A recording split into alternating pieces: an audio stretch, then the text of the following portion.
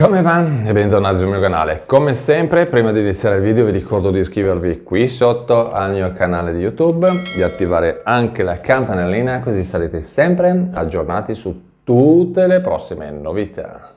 Bene, prima parte del video con i notizioni, poi dopo parliamo meglio dei notizioni e quindi li spiego un pochino meglio.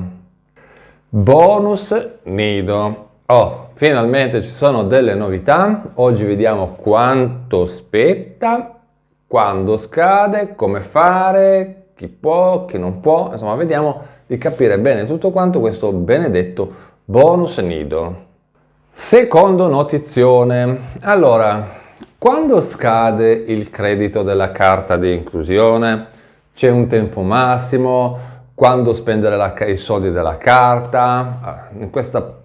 Dopo, nella seconda parte del video, cerchiamo di capire cosa fare, perché tantissime persone mi hanno scritto dicendomi ma lascio i soldi là sopra, poi non è che poi dopo il mese dopo spariscono, lo Stato se li riprende o l'INPS se li riprende. Allora, nella seconda parte del video cerchiamo di capire come fare, entro quanto, se ci sono delle decurtazioni oppure no. Quindi rimanete collegati fino alla seconda parte. Molto bene, seconda parte del video. Adesso riprendiamo i notizioni di prima. Quindi bonus nido, quanti soldi spetta, cosa fare, cosa non fare, tutto quanto. Dovete sapere che è possibile presentare la richiesta sul sito internet dell'INPS per ricevere una somma variabile in base ovviamente ai requisiti e all'età del bambino, del minore, non so quello che sia.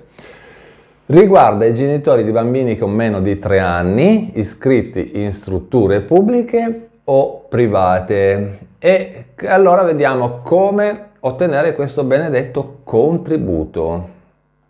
Quindi, come vi ho detto, sul sito internet dell'INPS è possibile inviare la domanda del bonus nido. Quanti soldi spettano e quando scade la domanda? Ne avevo già parlato brevemente anche qualche tempo fa in un altro video, forse era un video breve, uno short, sapete quei video, non questi qua orizzontali ma quelli verticali.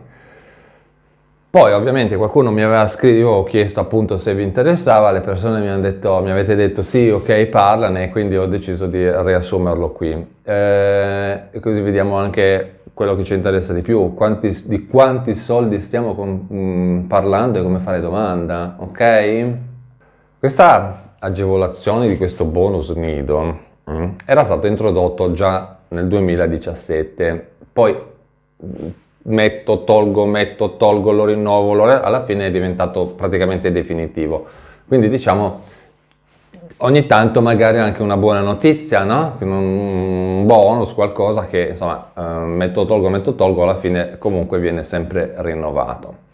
La domanda del contributo per il pagamento delle rette, allora la domanda di questo contributo serve per il pagamento delle rette dell'asilo nido e deve essere presentata dal genitore o affidatario e deve indicare le mensilità dei periodi di frequenza scolastica e viene pagato fino a un massimo di 11 mensilità.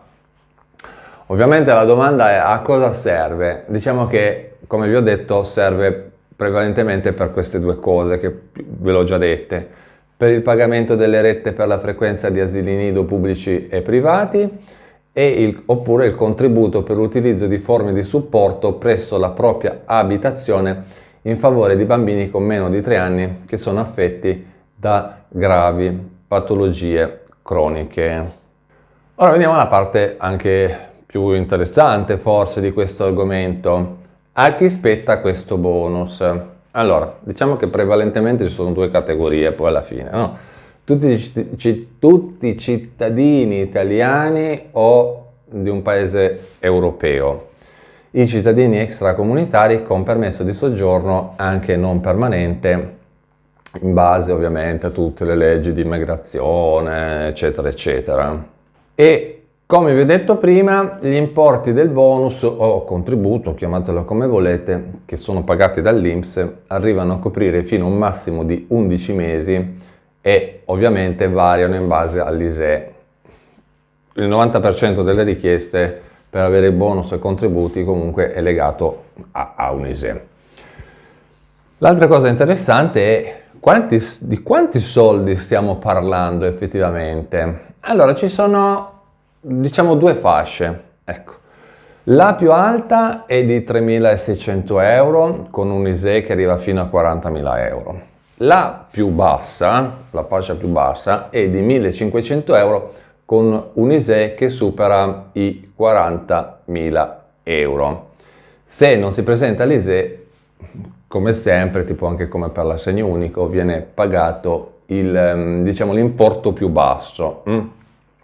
Questo contributo può essere richiesto seguendo determinati sistemi. Allora, il più classico, quello che ormai ci hanno infilato nel cervello, è tramite il sito internet dell'INPS, utilizzando lo SPID, la CIE, la CNS, CIC, CIUC, SPIC e SPAN. Ok.